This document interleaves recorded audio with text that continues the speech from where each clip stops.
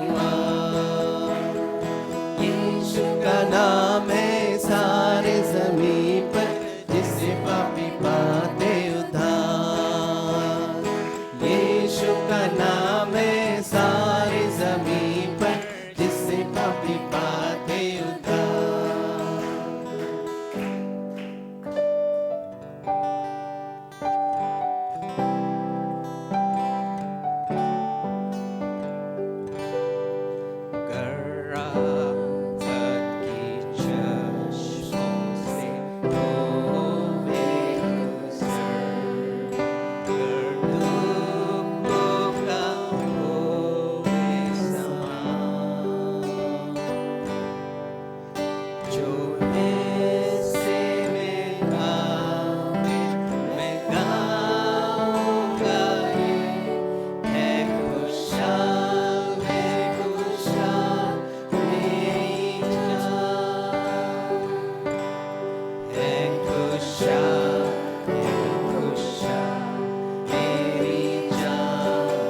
मेरी जान, है खुशहाल मेरी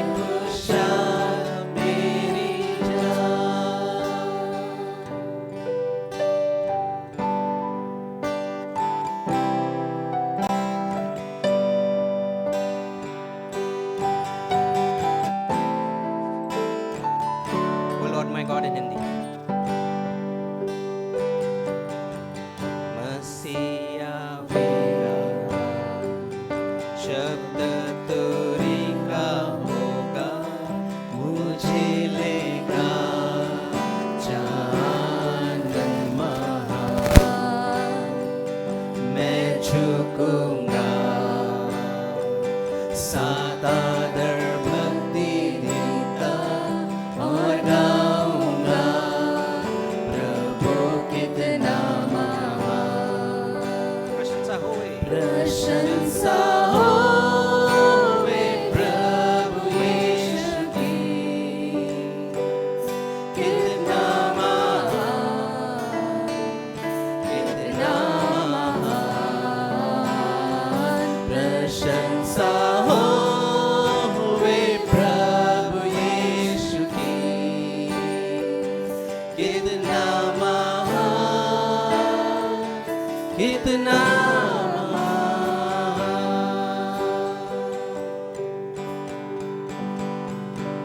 कितना आनंद महान, राजा से मिलने से, कितना आनंद महान, राजा से मिलने से, भूलकर सब दुखों को गाएंगे खुशी से, भूलकर सब दुखों को गाएंगे खुशी से। मेरे विलाप होंगे जब मैं पहुंचूं सिय्योन पर, हालेलुया। मेरे विलाप होंगे जब मैं पहुंचूं सिय्योन पर, हालेलुया। दुख और मुसीबतें कितनी भी आने से, दुख और मुसीबतें कितनी भी आने से, गाँव में विजयगी जीव सच्चाई से, गाँव में विजयगी जीव सच्चाई से। मेरे तो विलाप होंगे जब मैं पहुंचूं सिय्योन पर, हालेलुया। मेरे तो विलाप होंगे जब मैं पहुंचूं सिय्योन पर, हालेलुया। जब मैं पहुंचूं सिय्योन पर, हालेलुया।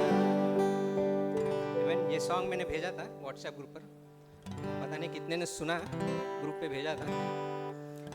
ये अच्छे गीत है, जब सब गाते हैं प्रभु की महिमा के लिए तो अच्छा लगता है गाना।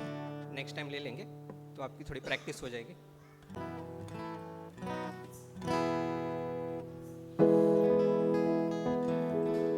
He is exalted, the King is exalted on high. I will praise Him. He is exalted, forever exalted, and I will praise His name.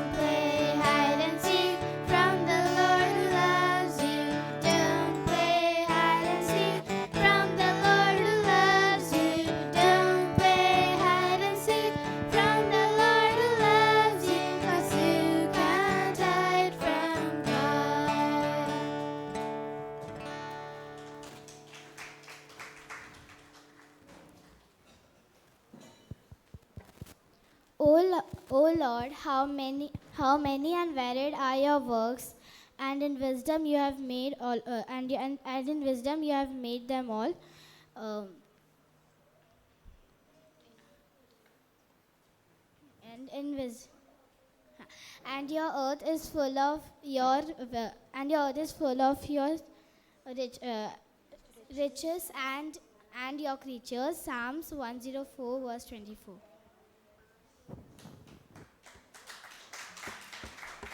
O Lord, how many and varied are your work. In wisdom you have made them all. The earth is full of your riches and your creatures. Psalms 104 verse 24. O Lord, how many and varied are your works. In wisdom you have made them all. Your earth is full of riches and your creatures.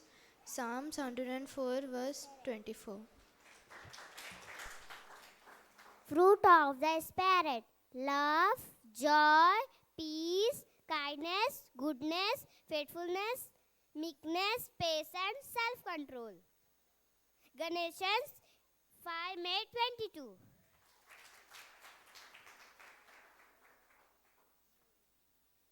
Genesis 1:1.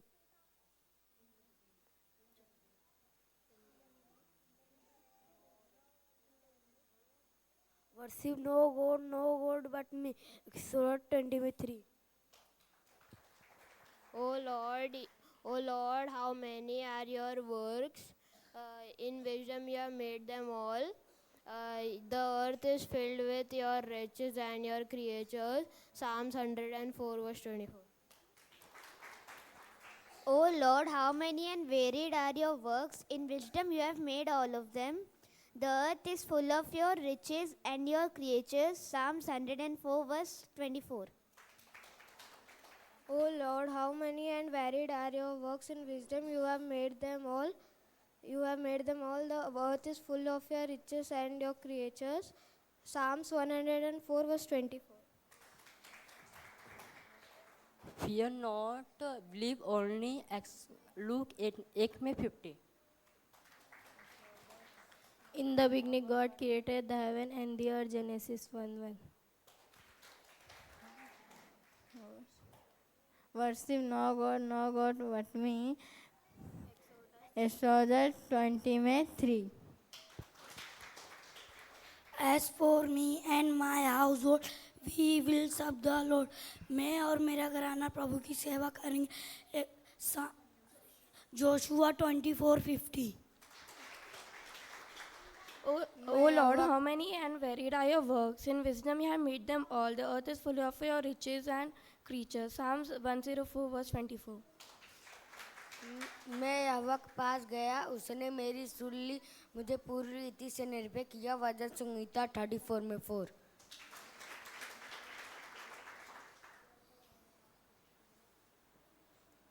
O Lord, how many and varied are your works. In wisdom you have made them all. The earth is filled with your riches and your creatures. Psalm 104 verse 24. O Lord, how many and varied are your works. Varied are your works.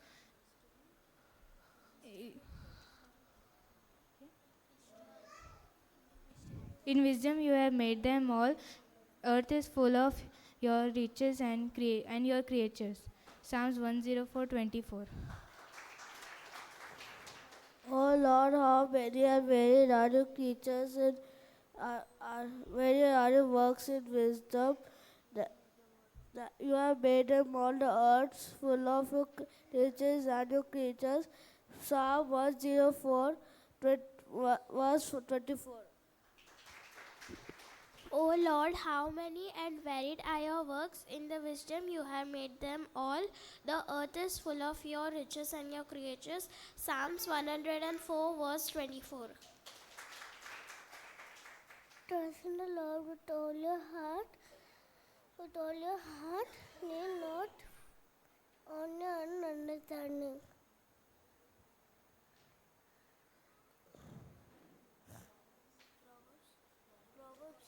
Proverbs 3:5. In the beginning, God created the heaven and the earth. Genesis 1:1.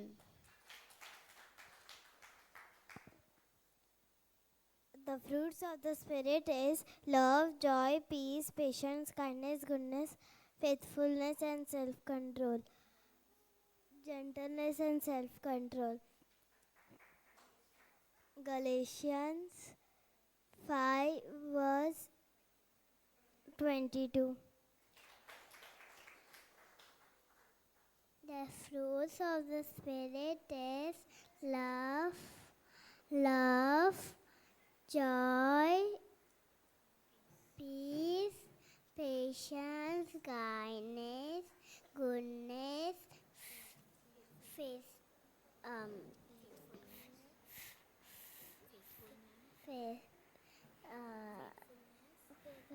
faithfulness and self-control, gentleness and self-control. Galatians 5:22.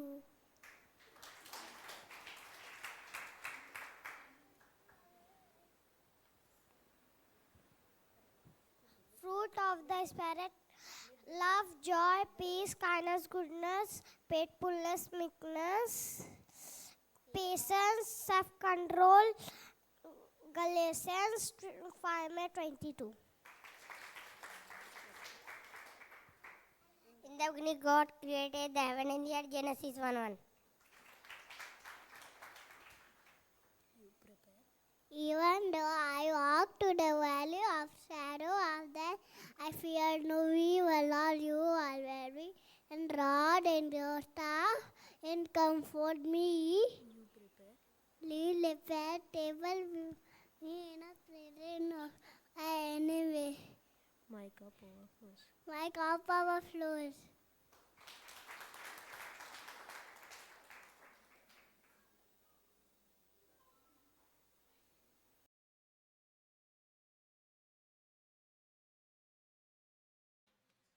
So, brothers and sisters, today I'm speaking on the practice of sanctification.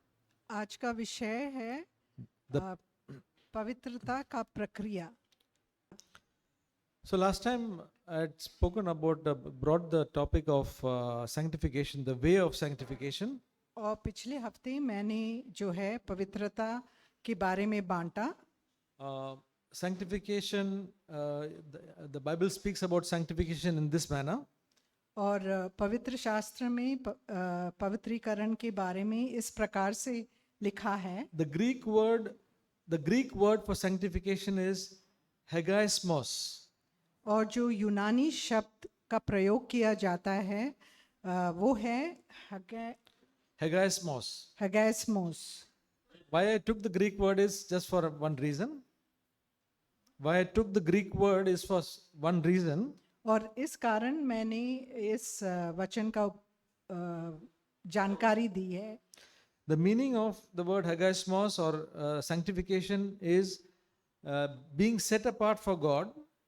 और hagiosmos का अर्थ है कि परमेश्वर के लिए अलग किया जाना. And holiness. और पवित्रता. Okay, being set apart for God and holiness, the same thing. परमेश्वर के लिए अलग किया जाना या पवित्र बनना. Now the Greek word for holiness, और जो ग्रीक शब्द यूनानी शब्द का प्रयोग किया जाता है, is also a very similar word. वो भी ऐसा ही एक शब्द है. Hagios, वो है hagios. So it's from the same word. It is from the same word. और उसका मूल शब्द एक ही है. And the meaning of holiness is, और पवित्रता का अर्थ ये है, set apart, कि अलग किया जाना, sanctified, और पवित्रीकरण. So sanctification is basically holiness.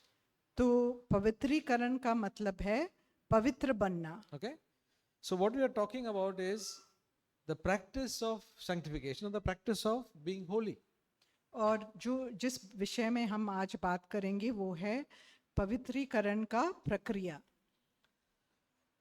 Okay, as I said earlier, today what we are going to speak is not the milk of the word but a solid food. और जो आज हम सुनने वाले हैं वो सिर्फ वचन का दूध नहीं, वो मांस है।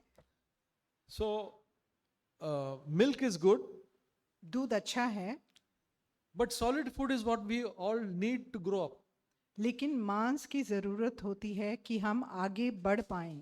Right, children? Children, you only want milk or you want solid food? बच्चों, आप सिर्फ दूध पीना काफ़ी है कि आपको मांस भी चाहिए? So you want solid food, right? तो आपको मांस भी ज़रूरी है। So we all have to grow up to eat the solid food. तो हम सबको आगे बढ़ना है कि हम मांस भी खा पाएं। So some things may not be very easy to understand. कुछ ऐसे चीज होंगे जो हमें समझने में मुश्किल लगेगा। Yeah, I can say I think some of the things will not be easy to understand. और कुछ ऐसे भी बातें हैं जो हमें समझने में मुश्किल हम महसूस करेंगे। But as you hear and as you desire God, things will become easier to understand. लेकिन जैसे आप सुनते जाएंगे और आप में वो इच्छा होगी कि आगे बढ़ना है तो आपको और समझ में आएगा। So the Bible says that God has already sanctified us. वचन ऐसे कहता है कि परमेश्वर ने हमें पहले से ही पवित्र बनाया है। Can the mic be given to somebody to read the English verses which I'm going to say? जो अंग्रेजी में मैं Anybody बोलूंगा volunteer? तो कोई जो है वो उसे अंग्रेजी में पढ़े उन वाक्यों को। Okay, let us read first. All of us should open their Bibles, okay? हम सब अपनी बाइबल को खोलें। 1 Corinthians 6:11. Can you read? पहला कुरिन्थी 6 का 11वां वचन।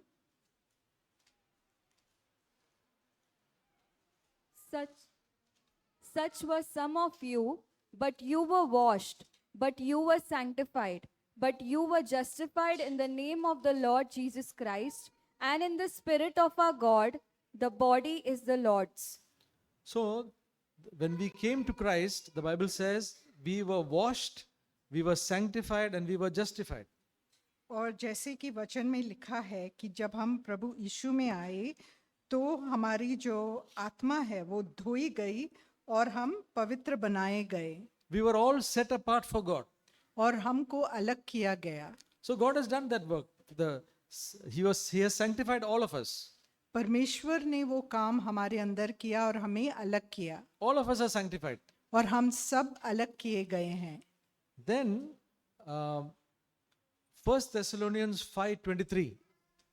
पहला थिस्सलुनीकियों का पुस्तक 5वां अध्याय और उसका 23वां वचन।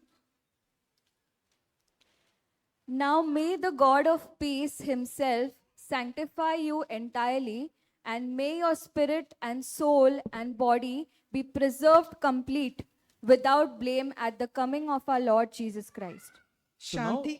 शांति का परमेश्वर आप ही तुम्हें पूरी रीति से पवित्र करें और तुम्हारी आत्मा और प्राण और देह हमारी प्रभु यीशु मसीह के आने तक पूरे और निर्दोष सुरक्षित रखें। Now here it says, see, the word of God is not stopping there. He says, now may the Lord sanctify you entirely.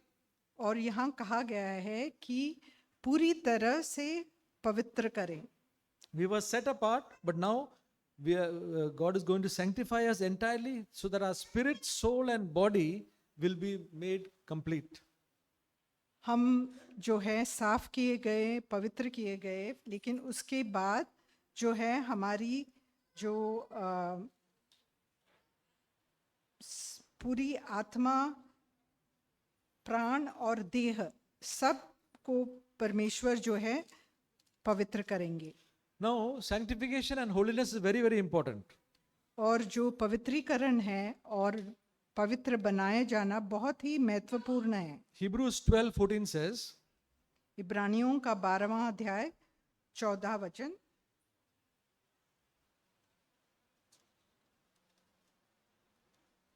Pursue peace with all men and the sanctification without which no one will see the Lord. सबसे mail मिलाप रखो और उस पवित्रता की खोज हो जिसके बिना कोई प्रभु को कदापि ना देखेगा. So first of all it says pursue peace with all men. तो सबसे पहले कहा गया है कि सबसे मेल मिलाप रखो. So God wants all his children to be at peace with all men.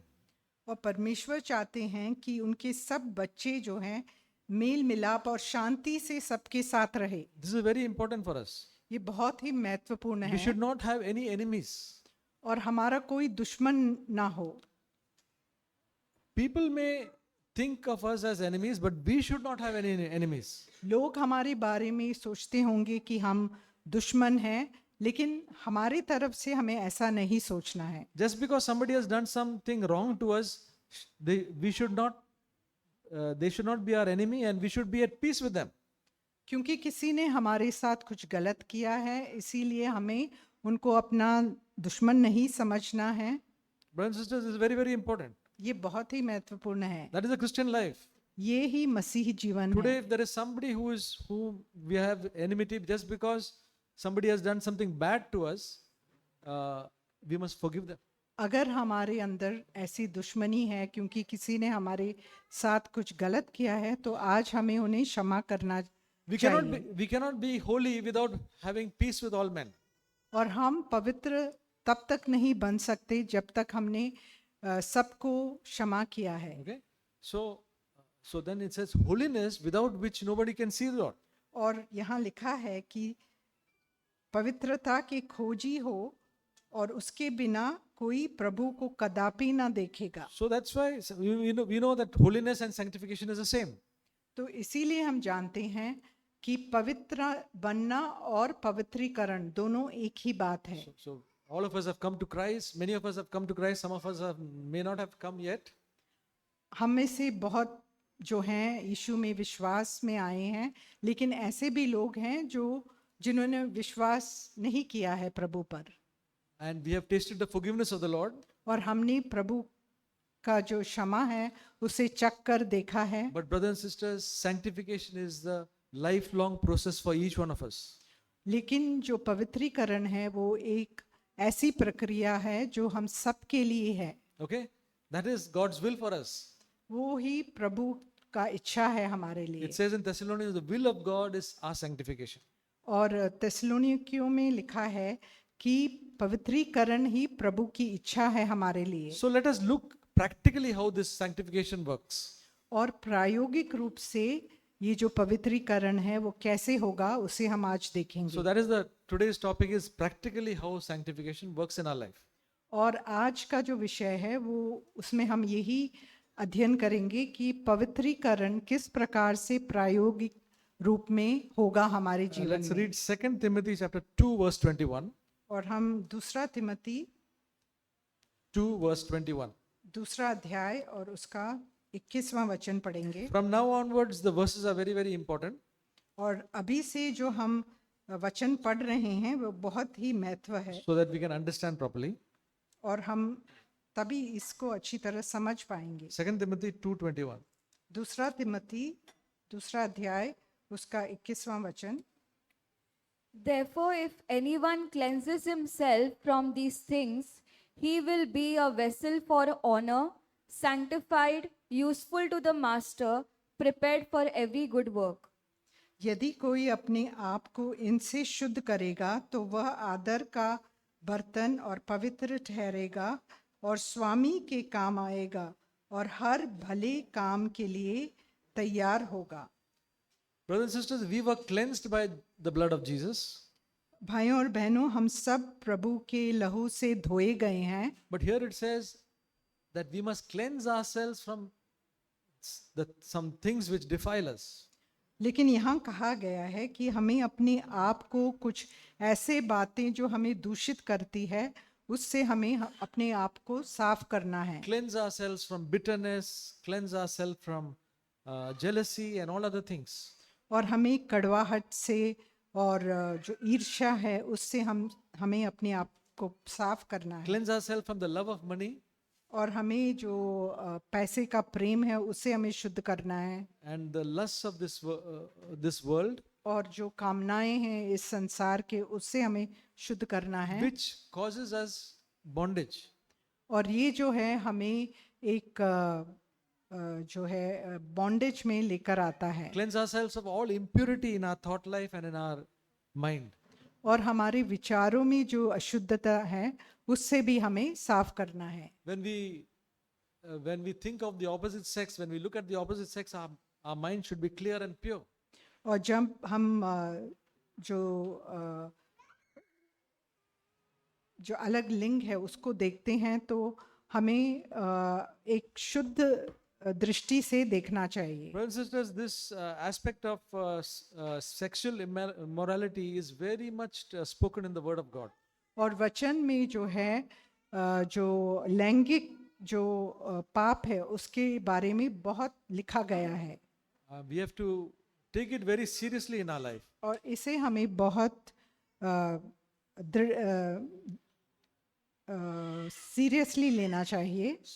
So when we do that, we become a vessel for honor. और जब हम ऐसा करेंगे तो हम आदर का जो बर्तन बन जाएंगे. Otherwise, God will not be able to use us. नहीं तो प्रभु हमारा जो प्रयोग नहीं कर पाएंगे. We'll be, see, sometimes some people say there are vessels on the shelf. और कभी कभी कुछ लोग ऐसे ही कहते हैं कि ऐसे भी बर्तन हैं जिनका उपयोग ज़्यादा नहीं होता है, वो एक जगह रखे गए हैं. So there are vessels on the shelf which is remaining on the shelf. और वो उनका उपयोग नहीं हो रहा है. But there are vessels which are always used. और कुछ ऐसे बर्तन हैं जो हम निरंतर जिसका हम उपयोग करते हैं. And there are vessels for important use. और कुछ ऐसे भी बर्तन होते हैं जो बहुत ही महत्वपूर्ण बातों के लिए उनका प्रयोग होता So है. we should not be people kept on the shelf. और हम ऐसे बर्तन ना हो जो जिसका प्रयोग ज्यादा ना होता हो. And this is not for only elders and leaders. और ये सिर्फ बुजुर्गों के लिए नहीं है. This is for all of us. ये बात जो है हम सब के लिए है. See, elders and leaders and people who are active in the church also can be kept in the shelf. जो बुजुर्ग हैं वो भी ऐसे जो है रखे जा सकते हैं जिसका ज्यादा प्रयोग नहीं है. They may do the things, but still they are on the shelf. God is not using them. वो बहुत सारा काम करते होंगे लेकिन परमेश्वर की दृष्टि से उनका ज्यादा उपयोग नहीं है. And all of us, every member in the body has got some part to do. हम सब प्रभु के शरीर के अंग है, इस कारण हम सबको कुछ न कुछ भूमिका है निभाने के लिए. ये वचन कहता है. So even one smile or even one handshake is a part of God's plan for all of our lives. किसी से हाथ मिलाना या मुस्कुराना वो भी एक कार्य है जो हम कर सकते हैं. See, when one of us, one member is not there in the meeting, if that member is missed, that means that member is a very precious person. अगर एक व्यक्ति भी इस कलीसिया में ना आ पाए, एक सदस्य नहीं आ पाता है और हम उनको मिस करते हैं तो इसका मतलब ये है कि उनका एक बहुत प्रमुख भाग है कलीसिया में. So all of us God should use us and not keep it on the shelf. और प्रभु हम सबका उपयोग करें और हम अलग से ना रखे जाएं. He will use us when we have fellowship with Him and when we want to be holy. और जब हम प्रभु के साथ संगति में रहेंगे और हम अपने आप को पवित्र करते जाएंगे तो प्रभु हमारा उपयोग कर पाएगा. Now we'll read some important verses in Romans chapter 6. और कुछ हम ऐसे महत्वपूर्ण वचनों को पढ़ेंगे. रोमियों का 6वां अध्याय. Here we'll see some practical working of sanctification. और यहाँ हम जो कुछ प्रायोगिक रूप में जो पवित्रकरण का जो कार्य है उसके बारे में देखेंगे. Romans 6 verse 13. रोमियों 6 का 13वां वचन. And do not go on presenting the members of your body to sin as instruments of unrighteousness, but present yourself to God as those alive from the dead, and your members as instruments of righteousness to God. और ना अपने अंगों को अधर्म के हथियार होने के लिए पाप को सौंपो, पर अपने आप को मरे हुओं में से जी उठा हुआ जानकर परमेश्वर को सौंपो, और अपने अंगों को धर्म के हथियार होने के लिए परमेश्वर को सौंपो. See, the Bible says the body of Christ is having many members. वचन कहता है कि कलीसिया में बहुत सारे अंग हैं. Similarly, our body has got many members. जिस प्रकार हमारे शरीर में भी बहुत अंग हैं. What are the members? और हमारे अंग क्या क्या हैं? We have a hand, हमारे हाथ हैं, legs, पैर हैं. every part of our body is a member. हर शरीर का हर अंग जो है हमारे शरीर का भाग है. Our mouth. हमारा मुंह. What else? Children? Ears? Anybody? Anything else which I've missed out? Eyes. Okay. आंख. Okay. So these are all our members.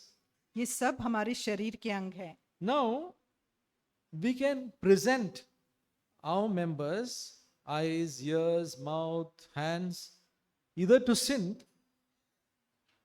और जो ये अंग है इसे हम समर्पित कर सकते हैं पाप का जो हथियार बनने के लिए. And then when we present it to sin, we'll have unrighteousness. और जब हम अपने अंगों को पाप को समर्पित करेंगे तो हमारे अंदर अधार्मिकता जो है पैदा होगा. When we use our mouth, a member, to speak something bad to people, it is unrighteousness. और जब हम अपने मुंह से कुछ गलत बात बोलते हैं तो जो है अधार्मिकता पैदा होती है. When we use our ears to listen to gossip, और जब हम अपने कान को चुगली सुनने के लिए हम प्रयोग करते हैं तब भी हम पाप कर रहे we हैं. have unrighteousness. तो अधार्मिकता पैदा होती When है. we use our eyes to look at things which we should not look, और जब हम अपनी आंखों को कुछ ऐसी चीजों पर को देखने के लिए लगाते हैं जो हमें दूषित करता है, unrighteousness. तो उससे भी अधार्मिकता पैदा So होती है. similarly, all our members, if we present it for sin, it will become unrighteousness. तो जब भी हम अपने अंगों को जो एक पाप के हथियार होने के लिए सौंपते हैं तो अधार्मिकता हमारे अंदर बढ़ती है. But the Bible says we have been raised up with Christ.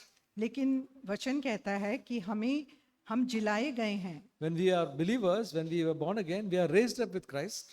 जब हमने पश्चाताप किया तो हम जो हैं मृतकों में से हम जिलाए गए हैं. So now we have to yield our members as instruments of righteousness. तो हमें अपने शरीर के अंगों को जो है ऐसे हथियार बनाने हैं जिससे कि हमें ऐसे हथियार बनाने हैं जिससे हमारे अंदर जो है धार्मिकता बढ़े. We have to use our mouth to speak gracious words. और हमारा जो मुंह है उससे हमें जो है अनुग्रहपूर्ण जो वचन है वो बोलने चाहिए. Brothers and sisters, let us all use this mouth to want to speak gracious words. और हमारा यही इच्छा होना चाहिए कि हम अपने मुंह को दूसरों के अनुग्रह के लिए उपयोग करें. Anybody knows that verse about gracious words in the Bible? आप में से कोई वो वचन जानता है? Colossians 4:6 says, okay? वो है कुलुस्सियों का 4 अध्याय और उसका 6वां वचन. We must use our ears not to listen to evil speaking. और हमें अपने जो कान है उसे दूसरों की बुराई सुनने के लिए उपयोग नहीं करना चाहिए. Even in the church, if anybody starts speaking evil, stop listening. जब भी कलीसिया में भी अगर कोई बुराई करता है किसी का तो हमें अपने आप को रोक देना चाहिए सुनने से. It doesn't mean in the church people will not speak evil. तो इसका ये मतलब नहीं है कि कलीसिया में कोई बुराई नहीं करेगा. But if we listen to that evil, we are using our instruments for unrighteousness. अगर हम बुराई सुनने के लिए अपने कान को देते हैं तो इसका मतलब ये है कि हम पाप के हथियार के रूप में अपने कान का प्रयोग कर रहे हैं. Our eyes, we must keep it pure. हमारे आंखों को हमें शुद्ध रखना है. So that's the way to present ourselves for righteousness to God. इस प्रकार से हम धार्मिकता के लिए अपने जो अंगों को सौंपेंगे. Verse 16, chapter 6, 16वां verse वचन. 16. Romeo 6:16. Do you not know that when you present yourself to someone as slaves for obedience, you are slaves of the one whom you obey, either of sin resulting in death or of obedience resulting in righteousness? क्या तुम नहीं जानते कि जिसकी आज्ञा मानने के लिए तुम अपने आप को दासों के समान सौंप देते हो, उसी के दास हो, चाहे पाप के जिसका अंत मृत्यु है, चाहे आज्ञाकारिता के जिसका अंत धार्मिकता है. So we will be, when we present our members, either as slaves present for sin, then we will be a slave of sin. जब हम अपने अंगों को पाप के दास के रूप में हम सौंपते हैं, तो हम जो हैं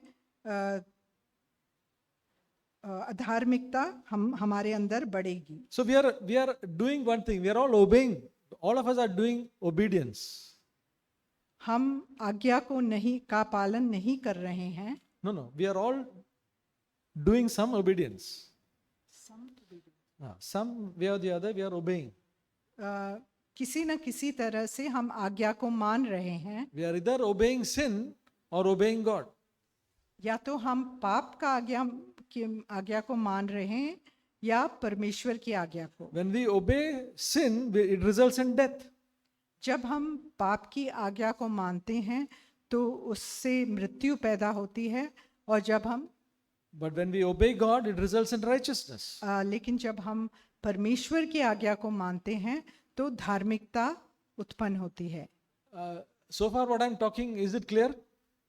तो अब तक जो मैंने बांटा वो आप सबको साफ समझ में आ रहा है? Praise God.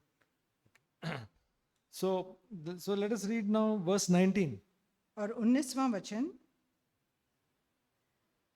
I am speaking in human terms because of the weakness of your flesh.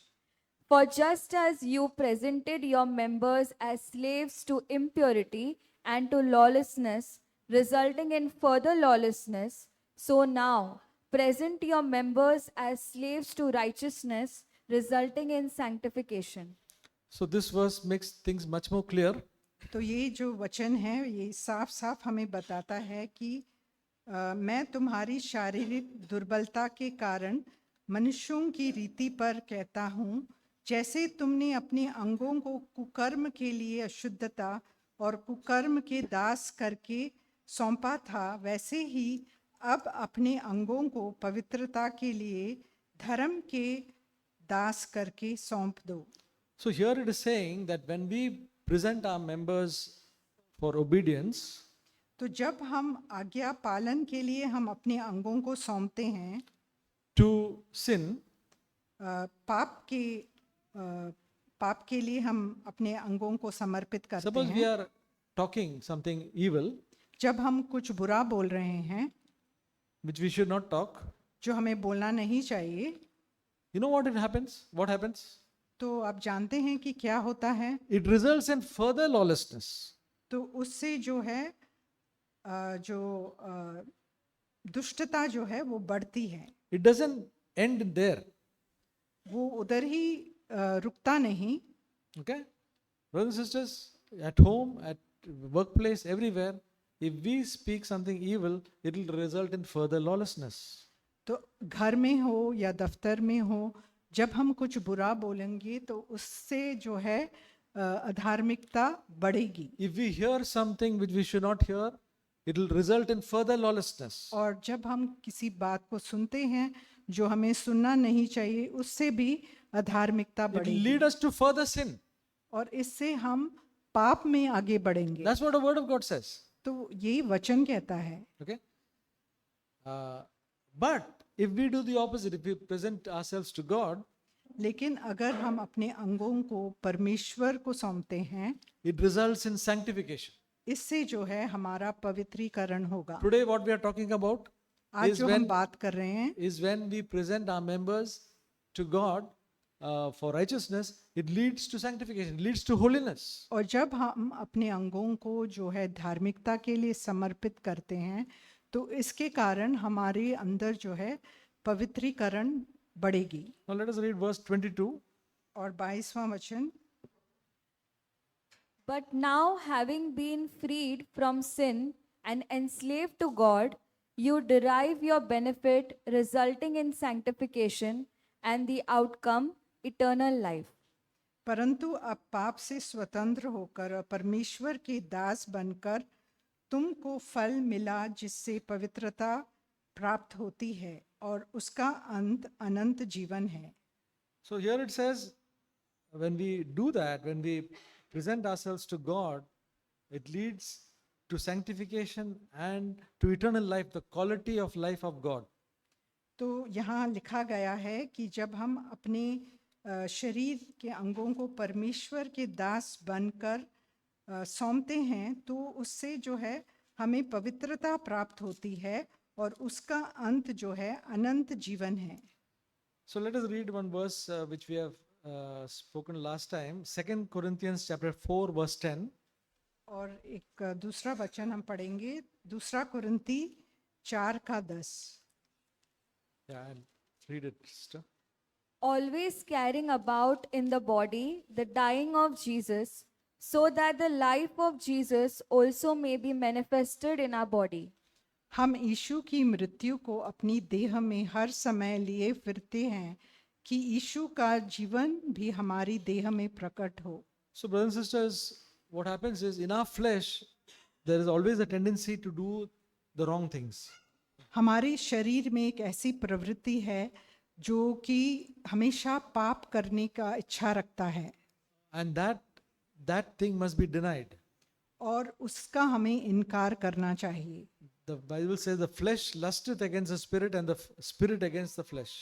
क्योंकि वचन कहता है कि शरीर जो है आत्मा के विरुद्ध कार्य करता है और आत्मा जो है शरीर के विरुद्ध। So the example is when Jesus says when he was reviled, he did not revile in return.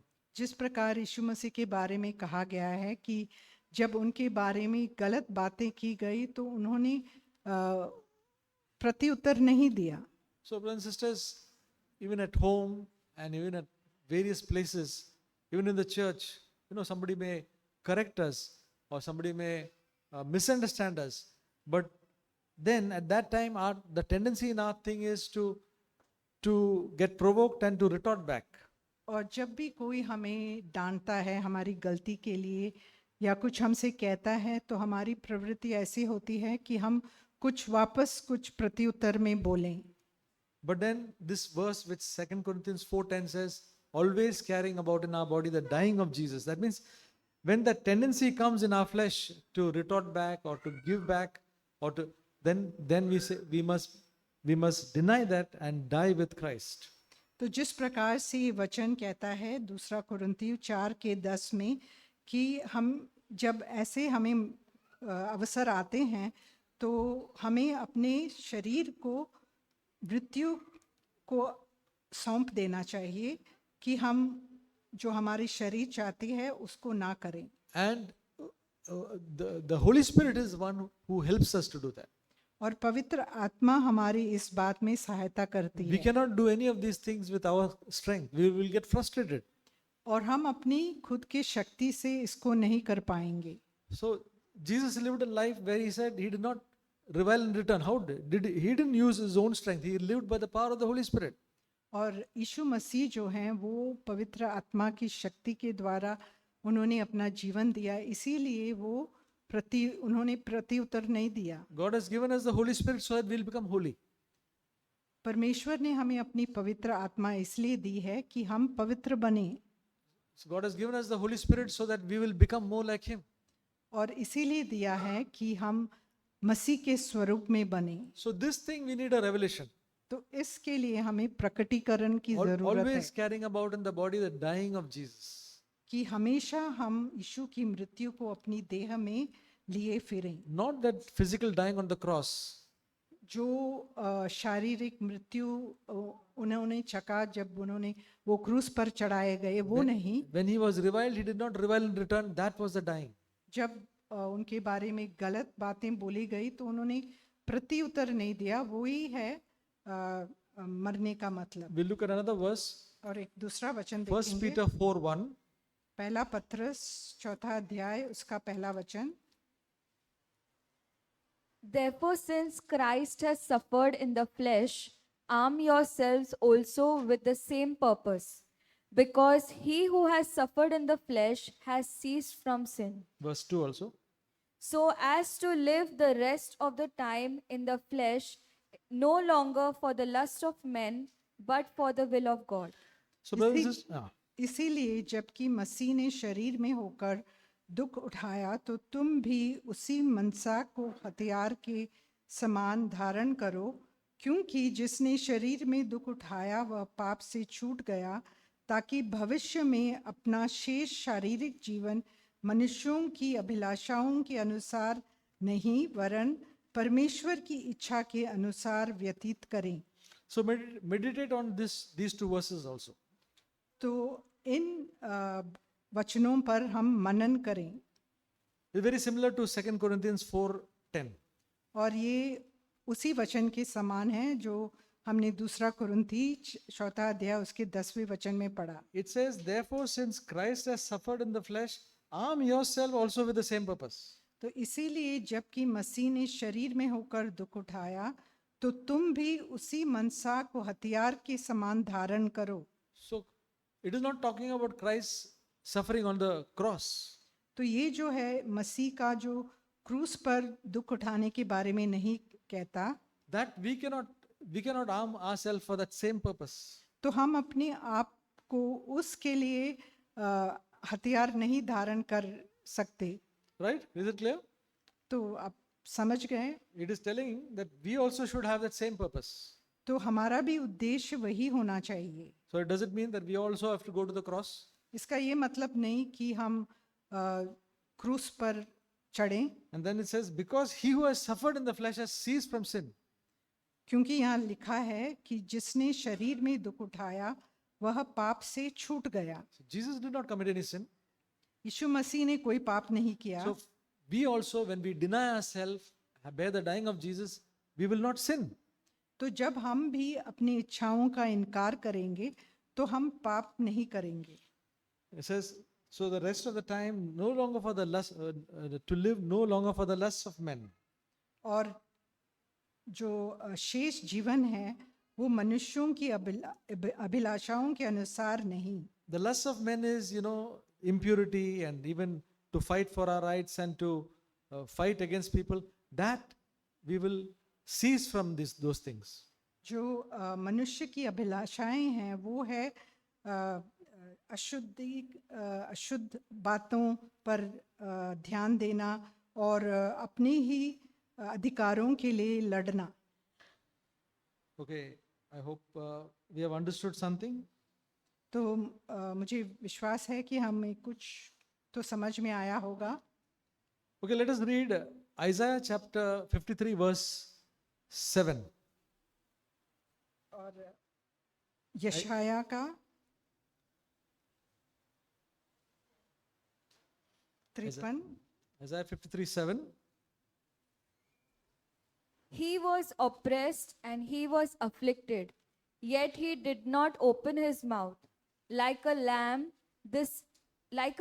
that is led to slaughter, like a lamb that is led to slaughter, and like a sheep that is silent before its shearers, so did he not open his mouth. यशाया 53 का 7। वह सताया गया तो भी वह सहता रहा और अपना मुंह ना खोला, जिस प्रकार भेड़ वध होने के समय और भेड़ी ऊन कतरने के समय चुपचाप शांत रहती है, वैसे ही उसने भी अपना मुंह ना खोला। This is a wonderful example of Jesus. ये बहुत ही एक अद्भुत उदाहरण है यीशु के बारे Just में। imagine before Pilate and before the authorities he was brought forth.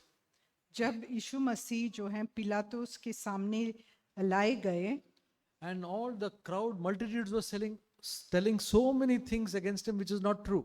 और लोग उनके चारों तरफ जो है उनके बारे में बहुत गलत बातें बोल रहे थे जिसमें कोई सच्चाई नहीं थी. He was like this, he was like this, all sorts of so many things which is not at all true.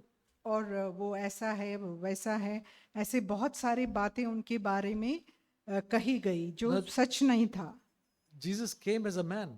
यीशु मसीह एक मनुष्य के रूप में आए. He could face the same things that we would face. उन्होंने ऐसे ही बातों का सामना किया जो आज हम लोग भी करते हैं. When we are innocent and when somebody says something this, how do we feel? जब हम निर्दोष हैं और कोई हम पर दोष लगाता है तो हमें कैसे महसूस होता है? It is like the wool being taken out, and that process may be very painful. और वो उसी प्रक्रिया के समान है जैसे भेड़ी का जो ऊन है जब वो निकाला जाता है. Did Jesus say no, I didn't do any of these things? Did he say? क्या यीशु मसीह ने ऐसे कहा कि नहीं मैंने ऐसे कुछ नहीं किया? He did not open his mouth. उन्होंने अपना मुंह नहीं खोला. That is the Christian life. वही मसीही जीवन भी है. When we are able to follow Jesus like that. क्या हम इस तरह से यीशु मसीह का पीछा कर सकते हैं? When we are misunderstood and when that time to keep the mouth shut. जब हम गलत समझे जाते हैं तो अपने मुंह को ना खोलना. Now we'll read one wonderful verse which has blessed me in 1 Corinthians 15. और एक और वचन मैं बांटूंगा जो जिससे मैंने आशीष पाई है, वो है पहला Corinthians 15 verses 42 to 44. We'll read verse by verse. Verse 42. 42 से 44 तक. 1 Corinthians 15:42. पहला कुरिन्ती 15 का 42 से 44 तक. So also is the resurrection of the dead. It is sown a perishable body, it is raised an imperishable body. Okay. मुर्दों का जी उठना भी ऐसा ही है. शरीर नाशवान दशा में बोया जाता है और अविनाशी रूप में जी उठता है. Brothers and sisters, when we bear the dying of Jesus, जब हम मसीह का जो मृत्यु है उसको हम अपना लेते हैं, there will be also a resurrection. तभी जो है एक पुनरुत्थान होगा. It is not dying and dying only.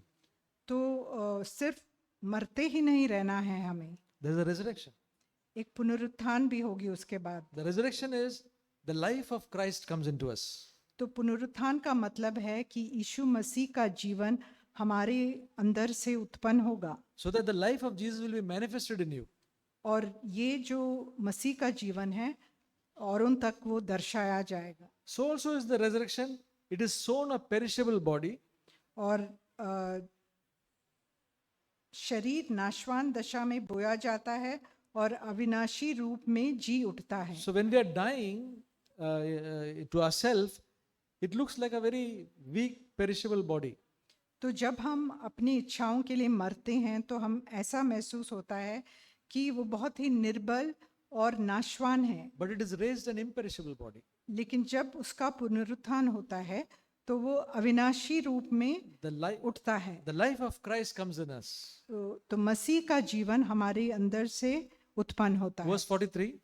और It is sown in dishonor, it is raised in glory. It is sown in weakness, it is raised in power. वह अनादर के साथ बोया जाता है और तेज के साथ जी उठता है. निर्बलता के साथ बोया जाता है और सामर्थ के साथ जी उठता है. So brothers and sisters, when we bear the dying of Jesus, it looks like dishonor. और जब हम मसीह का मृत्यु को हम अपना लेते हैं तो वो अनादर के रूप में हमें महसूस होता है. It is looks like weakness. वो निर्बलता के समान हमें महसूस होता है. Anybody who looked at Jesus when he was being accused by Pilate, before Pilate, जब लोग मसीह के बारे में गलत बातें बोल रहे थे, people would think this person must be at fault and he's the one who is hopeless. He is in a hopeless condition. तो लोगों को ऐसा लगा होगा कि ये इसने तो कुछ ना कुछ गलती ज़रूर की होगी और एक बहुत ही निर्बल व्यक्ति के रूप में उनके सामने देखा गया. So also when we die to ourselves, it looks like dishonor, it looks like weakness. तो उसी प्रकार से जब हम अपनी इच्छाओं के लिए मरते हैं तो अनादर के रूप में हमें महसूस होता है.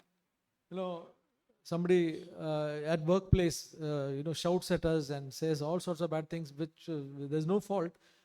Others seeing it will think that we are the ones who are really done the fault. तो अगर दफ्तर में कोई हमारे ऊपर चिल्लाता है और बोलता है कि हमें दोष लगाता है, तो लोग जो देखते हैं उन्हें लगता होगा कि हाँ, इसने कुछ ना कुछ गलती तो की होगी. But when we bear the dying of Jesus, which is raised in power, the spiritual, we have a peace in our heart. लेकिन जब हम यीशु मसीह के जो मृत्यु है उसको अपना लेंगे तो जो अविनाशी जीवन है वो हमारे अंदर उत्पन्न होगा. We have the joy of the Lord in our heart. और परमेश्वर की जो आनंद है हमारे अंदर उत्पन्न होगी. Verse 44. 44 वचन. It is sown a natural body, it is raised a spiritual body. If there is a natural body, there is also a spiritual body. स्वाभाविक देह बोई जाती है और आत्मिक देह जी उठती है. जबकि स्वाभाविक देह है तो आत्मिक देह भी. So when we are dying to our flesh, to our wills, it is sown, it is a natural body. तो जब हम अपने इच्छाओं के लिए मरते हैं तब वो एक स्वाभाविक देह है. But it is raised to a spiritual body. लेकिन जब उसका पुनरुत्थान होता है तो वो एक आत्मिक देह बन जाता है. Brothers and sisters, if we want to be spiritual, भाइयों और बहनों, अगर आप आत्मिक बनना चाहते हैं, then this is the process. तो यही प्रक्रिया है. To be spiritual is to do things what the Holy Spirit helps us to do. तो आत्मिक बनने का मतलब है कि हम ऐसे बातें करें जो हमें पवित्र आत्मा की मदद के द्वारा हम कर पाते हैं. Bible speaks about a natural man, a carnal man and a spiritual man. और वचन में स्वाभाविक व्यक्ति और एक शारीरिक व्यक्ति और आत्मिक व्यक्ति के बारे में बताया गया है. A natural man is almost like an unbeliever. और जो स्वाभाविक व्यक्ति है वो एक अविश्वासी के समान है. A carnal man is a believer but who cannot discern spiritual things. लेकिन जो who acts on the flesh. जो शारीरिक व्यक्ति है वो विश्वासी है, लेकिन वो जो शरीर के कार्यों को वो उसमें विवेक नहीं है कि वो उसे समझ पाए. So brothers and sisters, God wants all of us to be people who are spiritual, and this is the process of sanctification. और प्रभु यही चाहता है कि हमारे अंदर ऐसी समझ हो और हम आत्मा में आगे बढ़े. So as I said, things are difficult to understand. और जैसे मैंने पहले ही बताया शुरुआत में कि ये बातें ऐसी है जो समझना थोड़ा मुश्किल है. But looking at your faces, I feel quite a few have understood. लेकिन आपको देखकर मुझे ऐसे महसूस होता है कि आप लोगों में से कुछ को तो कुछ समझ में आया है. And God will give you further understanding. और परमेश्वर आपको और भी समझ देगा. And God who seeks to sanctify us is doing the process in our life. और प्रभु जो चाहता है कि हमारे अंदर ये पवित्रीकरण का प्रक्रिया पूरा हो, वो ही हमारे अंदर ये कार्य करेगा. It is not something difficult. ये मुश्किल बात नहीं है. It is a way of life. ये एक जीने का रीति है. Guided by the Holy Spirit. जो पवित्र आत्मा द्वारा जिसके बारे में हमें मार्गदर्शन मिलेगा. And he works in us both to will and to do of his good pleasure. और वही हमारे अंदर कार्य करेगा कि हम उसको पूरा कर पाएं. All we need is a desire to be sanctified, desire to be holy. और सिर्फ हमारे अंदर ये इच्छा होनी चाहिए कि हमारी पवित्रीकरण हो और हम शुद्ध हो. May God help us. परमेश्वर हमारी सहायता करे.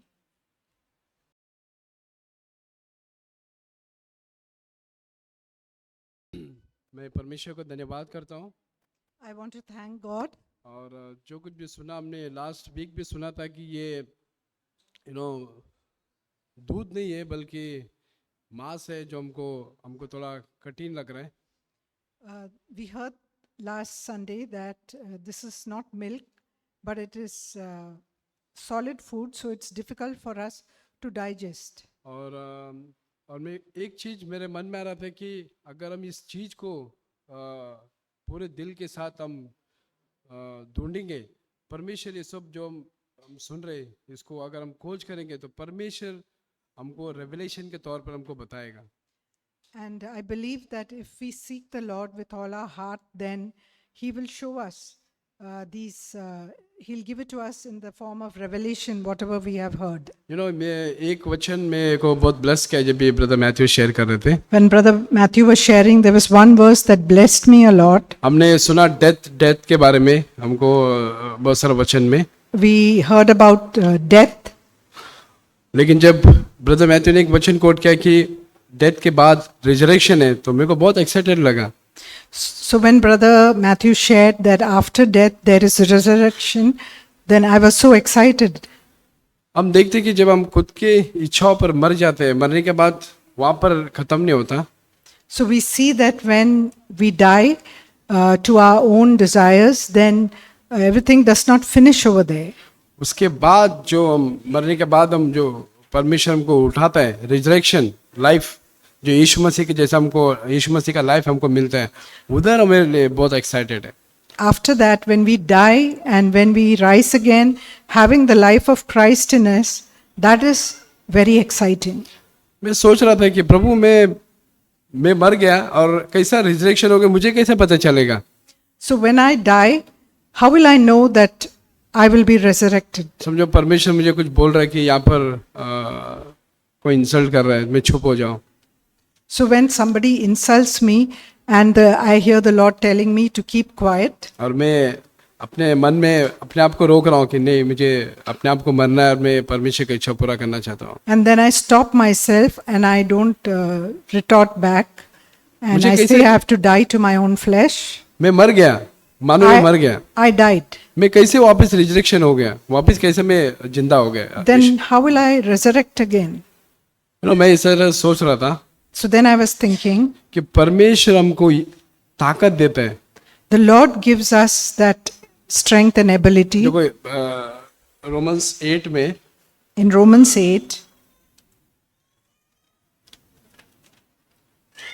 ये बहुत अच्छी बात है कि परमेश्वर हमको अकेला नहीं छोड़ता. वहां पर we see that the Lord does not leave us alone.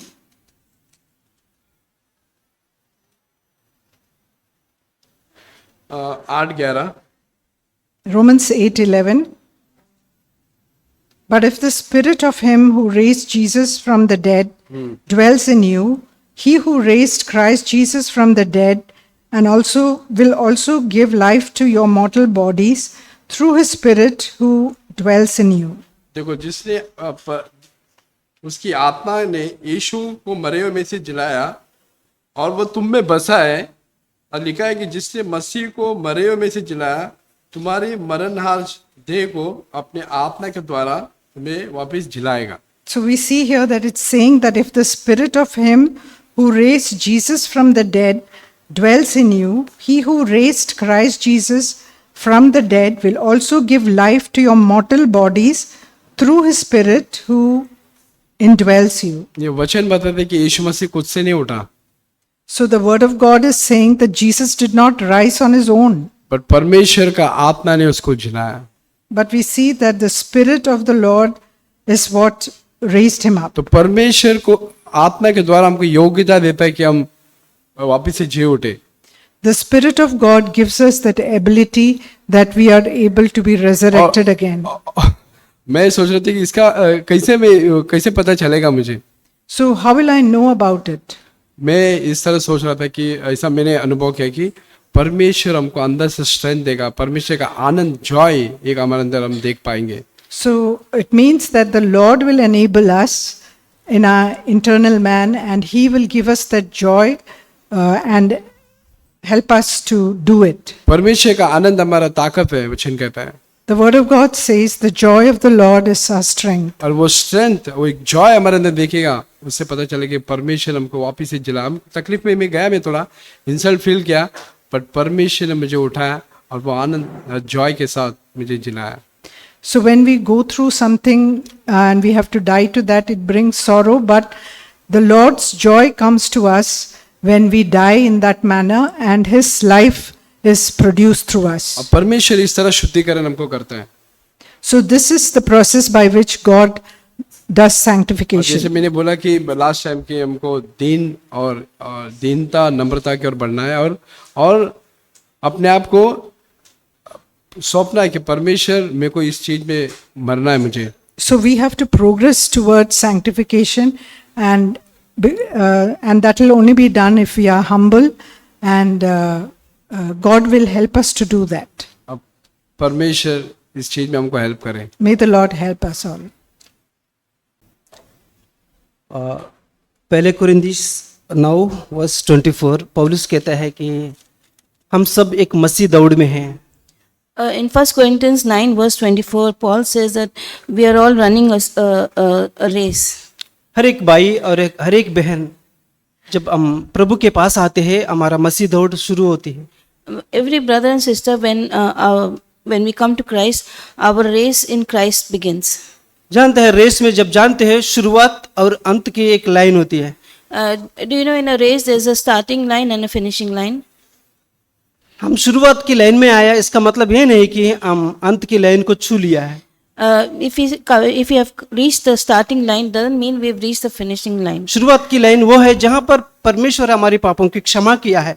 The starting line is that line where God has forgiven our sins. परमेश्वर आपके पापों को याद नहीं रखा है। Where God is not remembering your sins. परमेश्वर को आपको कभी निंदा नहीं कर रहे, खंडन नहीं कर रहे। God is not condemning you for your sins. सिर्फ ये शुरुआत की लाइन है। That is just the starting line. और ये मत सोचना कि मैं शुरुआत में लाइन में आ गए तो मेरा इनाम पक्का है।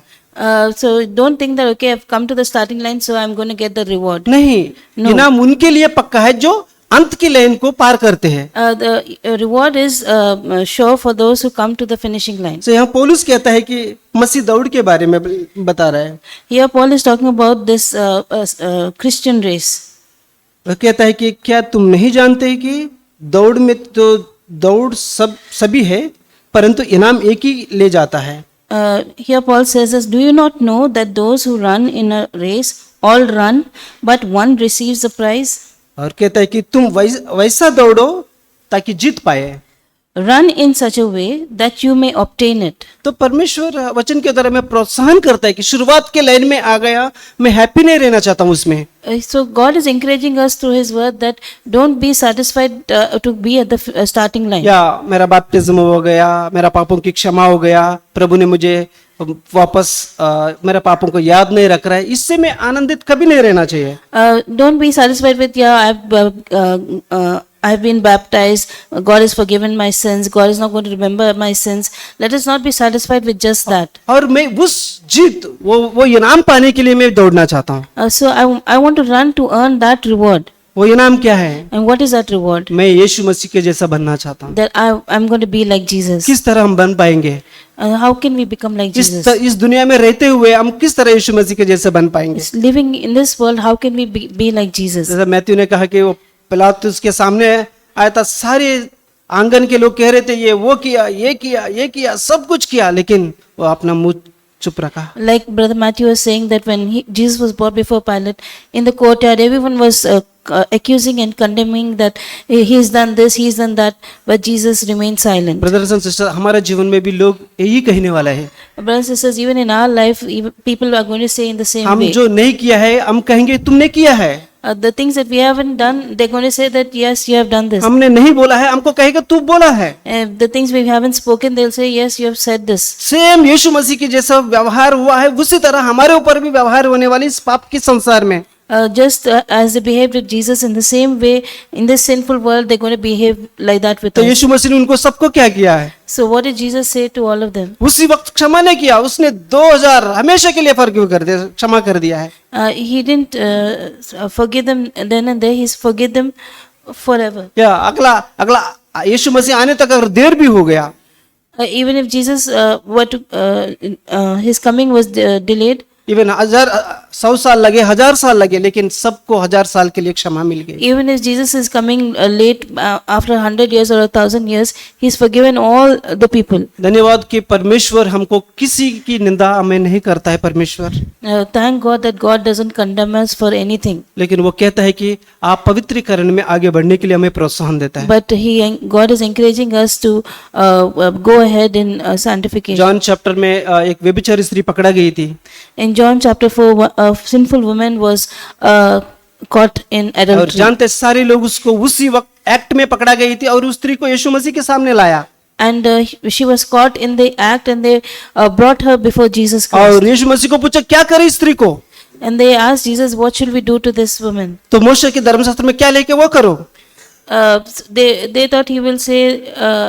Jesus said that do what is there in the scriptures. और उसने जमीन पर कुछ लिखने लगा। And Jesus started writing something in the sand. मैं इस दृष्टांत को मेरे मन में याद रखते हुए सोच रहा था कि यीशु मसीह सिर्फ 2 शब्द वहां पर परमेश्वर से सुना। I remember this scene, and I think that Jesus must have written just 2 words. पहले शब्द ये था, And the first word would have been परमेश्वर ने पिता ने उनसे कहा that God the Father has said to me जो लोग उस स्त्री को मारने आए हैं that those who are coming to kill that woman, उनको ये कहना, say to them, सिर्फ एक शब्द ये कहना, or say to them this one word, जिनके अंदर पाप नहीं है वो पहले पत्थर उठाना। that those who have no sin can pick up the first stone. ये पहली शब्द पिता से सुना। This is the first word that he got from the वापस Father. लिखने लगा जमीन पर। And then he started writing again on और the वो sand. सर उठा के देखने लगा तो सब बड़े से लेकर सब निकल चुके हैं। And when Jesus looked up and saw that from the eldest to the youngest, everyone had gone. और शायद आखिरी शब्द उस वक्त यीशु मसीह पिता से ये सुना होगा। And the second word would have been what Jesus heard from God would have been. उस स्त्री से कहा, He said to that woman वापस पाप ना करना। that go and sin no more. एक है पहले शब्द और दूसरे है पिता से सुना वापस पाप ना करना। And the second would have been go and sin no more. प्रभु हम सबको मदद करे और परमेश्वर हमको पवित्र आत्मा इसलिए दिया है, हम यीशु मसीह की राहों पर उसकी जैसा बनने के लिए दिया है। And God gave us the Holy Spirit so that we can walk like Jesus and walk in His ways. प्रिय बहनों भाइयों, पवित्र आत्मा को 100% में गारंटी के साथ कहता हूँ कि जो यीशु मसीह को मदद किया है आपके लिए भी मदद करेगा। Brothers and sisters, I can say this with 100% guarantee in the Holy Spirit that just the way the Holy Spirit helped Jesus, He will help you. प्रभु आपको आशीष करे। May God bless you. सुना बहुत ही महत्वपूर्ण वचन था हम सबके लिए, The word that we heard from Brother Matthew was a very important one. क्योंकि जैसे हम बाइबल कहता है कि पवित्रता के बिगर कोई यीशु मसीह को वापस नहीं देख पाएगा। Because the word of God says that without being holy, we cannot see God. सो पवित्र बनना ये हमारे जीवन का एक आधार है। So being holy, sanctification is a process in our life. क्योंकि बाइबल कहता है जैसे तुम्हारा परमेश्वर पवित्र है वैसे तुम्हें भी पवित्र बनना है। Because the word of God says that be holy as God is holy. और जो आज का विषय हमने सुना, तो ये जीवन में हमें अभ्यास करने की बहुत जरूरी है। So the word that we heard today, we need to apply it in our lives. तो क्योंकि ओबीडियंस के बगैर पवित्रता ही पूरा नहीं हो पाएगा। Because without obedience, we cannot move towards sanctification. क्योंकि यीशु के लहू के द्वारा हमें पापों से शुद्ध किया जाता है। By the blood of Jesus Christ, we have been cleansed. लेकिन दिन प्रतिदिन हमारी एक लड़ाई होती है But every day we have a fight that जो needs to be शरीर के fought. अभिलाषाओं के जरिए होता है। That needs to be fought against the lust of the flesh. तो भाई से हमने सुना कि देखो ये 3 चीज है, जो हमारा आंख और जो हमारा मुंह और हमारा कान, ये 3 चीज ऐसा है जो हम कई बार धर्म अधर्म के हथियार होने के लिए सौंप देते हैं। So many a times we use our eyes, our mouth, and our tongue to do something unrighteous. और इस कारण शैतान का हमारे ऊपर प्रभाव होता है। And that is why Satan is able to take hold over us. देखो हम कभी बुराई देखते हैं और कई बार हम जजमेंट कर देते हैं। And sometimes we see something evil and we start judging. कई बार भाई बहनों का बुराई कर देते हैं मुंह से। And we start backbiting someone. और आज हमने भाई से सुना, कई बार हम सुनते हैं दूसरे की बुराई। And sometimes we hear what people are speaking against हम बोल रहे someone. हम तो बोल नहीं रहे लेकिन हम सुन रहे हैं। And we say we are not saying anything evil, but we are hearing. और वो भी हमारे अंदर उत्पन्न हो रहा है। And that is also taking place in us. सोचो मैथ्यू ब्रदर ने किसी भाई के बारे में कुछ मुझे कहा।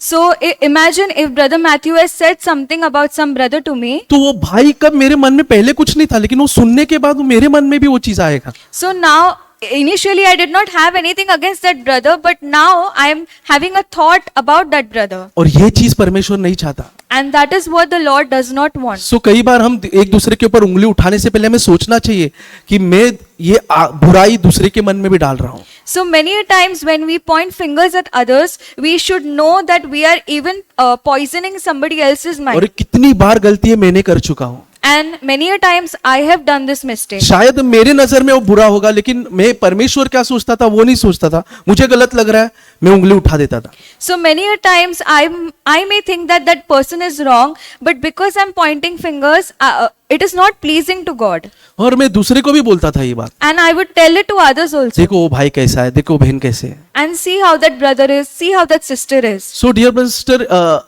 ये चीज हमको नहीं करना है. So brothers and sisters, we should not do these things. देखो बाइबल में एक लूत को धर्मी कहा गया है. So in the word of God, Lot is called righteous. क्यों उसको धर्मी कहा गया है? Why is he called righteous? देखो उसके पास जब ऐसा एक चीज आई, जब उसने बुराई को देखा तो उसने जजमेंट नहीं किया. So when he saw something unrighteous, he did not judge. ना उसने कहा कि परमेश्वर तुम्हारा न्याय कर, कुछ नहीं कहा. देखो वहां पर क्या लिखा है. He did not even say that Lord, you bring your judgment upon them. देखो दूसरा पत्रस उसका दूसरा अध्याय In 2 Peter chapter 2, उसका 7वां वचन में लिखा है, in verse 7, और धर्मी लूत जो अधर्मियों के अशुद्ध चाल चलन से बहुत दुखी था, छुटकारा दिया. and delivered Lot, vexed with the filthy conversation of the wicked. क्यों? उसका आगे वचन लिखा, क्योंकि वह धर्मी उनके बीच में रहते हुए उनके अधर्म के कामों को देख देख कर और सुन सुनकर हर दिन अपने सच्चे मन को पीड़ित करता था. In verse 8 it is written, for that righteous man dwelling among them, in seeing and hearing, vexed his righteous soul from day to day with their unlawful deeds. सो ये मेरे लिए चुनौती है dear brother and sister. So this is a challenge for me. बुराई को देखकर वो परमेश्वर के सामने रोता था. So when he would see something evil, he would cry out to God. और परमेश्वर के सामने वो मन सच्चा था. And his heart was right before God. क्योंकि वो न्याय नहीं कर रहा है, वो बोलता है लॉर्ड क्या हो रहा है इस दुनिया में, आप हम पर दया करो, उन लोगों पर दया करो. Because he is not judging, but he on the contrary is praying for them that Lord, you can see all the unlawful deeds. So dear brothers, एक दूसरे के ऊपर उंगली उठाने से कहीं बेहतर है हम ऐसा कुछ करें जब हम परमेश्वर के सामने रोए, प्रभु वो भाई शायद अंधकार में है, उसके ऊपर आप ज्योति प्रकट करें. So instead of pointing fingers at one another, we can do a better thing, that is to pray for one another and say, Lord, this brother is in darkness, please give him a light. और ये चीज ने परमेश्वर के सामने उसे धर्मी ठहराया. And this thing called him righteous before God. So dear brother sister, ये मैं चाहता हूँ मेरे जीवन में उंगली उठाने की जगह मैं प्रार्थना कर सकता हूँ. And this is one thing that I desire in my own life, that instead of pointing fingers, I pray for that person. कई बार मैंने कहा, जैसे मैंने उंगली उठाया है, And many times I have pointed fingers at others. लेकिन अब मैं ऐसा नहीं जीना चाहता. But I do not want to live this जब life कभी anymore. ऐसा मेरे सामने मैं देख रहा हूँ या सुन रहा हूँ या कुछ भी हो रहा हूँ, प्रभु के सामने जाकर करो, प्रभु हमें रोशनी दे. So whenever I hear something or see something, I want to ask God that you give us your light. इस रीति से हम अभ्यास कर सकते हैं So this is how we can study. पवित्रता के मार्ग में, We can walk in the way of जहाँ righteousness, परमेश्वर हमें धर्मी ठहराएगा. where the Lord will call us righteous. तो प्रिय भाइयों बहनों, जब आपको भी ऐसा कुछ अवसर मिलेगा दूसरे पर उंगली उठाने का, So whenever, dear brothers and sisters, we get a chance to point fingers at others, आप उस भाई बहन के लिए प्रार्थना करें, let us pray for that brother or क्योंकि sister. परमेश्वर के नजर में आप एक ऐसा उसका बच्चा बोलेगा, हाँ देखो इस बच्चे को, ये इसका स्वभाव मेरे जैसा है. So that before the Lord will proclaim that we are his children. और परमेश्वर हम सबकी ऐसा जीवन जीने के लिए सहायता करे. And the Lord will help us to walk this ये हम life. अपने स्वभाव के द्वारा तो नहीं कर पाएंगे, We will not be able to do this by our own लेकिन पवित्र आत्मा की character. शक्ति के द्वारा. But we can do this by the strength of the Holy Bible कहता है Spirit. यीशु मसीह के द्वारा मैं सब कुछ कर सकता हूँ जो मुझे सामर्थ देता है. The word of God says that through Jesus Christ I can do all things. सो प्रभु हम सबकी सहायता करे इस पवित्रता के मार्ग में आगे बढ़ने के लिए. May the Lord help each one of us to walk in this way of holiness. और जैसे हमने सुना, अपने शरीर के अंगों को परमेश्वर को हर दिन सौंपे हम. And let us give the members of our body to the Lord each day, ताकि परमेश्वर हम सबको आशीषित करें so that the Lord can bless us. और मेनली परमेश्वर हमारा इस्तेमाल कर सके। And mainly God will be able to use us. जैसे हमने सुना एक शेल्फ में बंद जैसा नहीं, लेकिन प्रभु हमारा कहीं ना कहीं कुछ बात का इस्तेमाल जरूर करे। So let us not be people that are kept on the shelf, but the Lord can use us in different her ways. दिन मरे और प्रभु हमें जिलाएगा। Every day we die and the Lord resurrect us. आइए हम प्रार्थना करें। Let us pray.